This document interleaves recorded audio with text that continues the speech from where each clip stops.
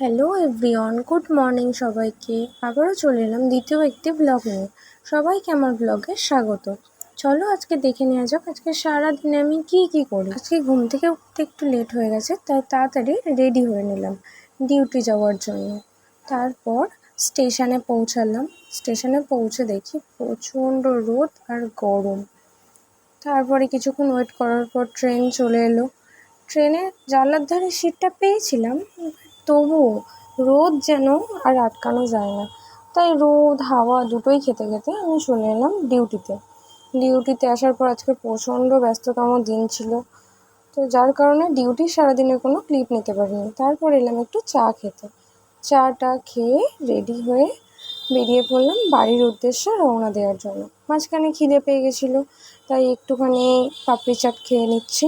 পাপড়ি চাট খেতে আমি এসেছিলাম চন্দননগর স্ট্যান্ডে, তাই ভাবলাম একটু স্ট্যান্ডে ঘুরেই চলে যাই। তোমরা তো জানোই কীরকম গরম পড়েছে, গঙ্গার ধারে একটু বসাও হবে আর পাপড়ি চাট খাওয়াও হবে। তারপর যেই না স্টেশনে এসে ট্রেনে উঠেছি, সে কি ভিড়! একে তো গরম, তার মধ্যে প্রচণ্ড ভিড়, না দাঁড়ানোর জায়গা না একটু বসার জায়গা, কোনো জায়গায় পাচ্ছি না। তারপরে তো লোকাল ট্রেন, জানোই ঝামেলা তো হবেই, তারপর লেডিস কম্পার্টমেন্ট, ওখানে তো আরও বেশি ঝামেলা। তাই টাইম পাস করার জন্য একটু দিদিদের ঝামেলাই শুনে নিচ্ছিলাম। কিছুর পর বাড়িতে যখন এলাম একটু শান্তিতে যে শোবো, একটু ফোন ঘাঁটবো, তারপর চলে এলো এই দুষ্টু মেয়েটা। এটি হচ্ছে আমার ভাইজি। এসে এবার শয়তানি শুরু করে দিয়েছে, না একটু ফোন ঘাঁটতে দেয় না একটু বসতে দেয়। এর সাথে একটু মজা করে তারপর খেয়ে দিয়ে ঘুমাতে চলে। ভিডিওটি যদি ভালো লেগে থাকে তো like, comment, share and subscribe করতে ভুলো না প্লিজ।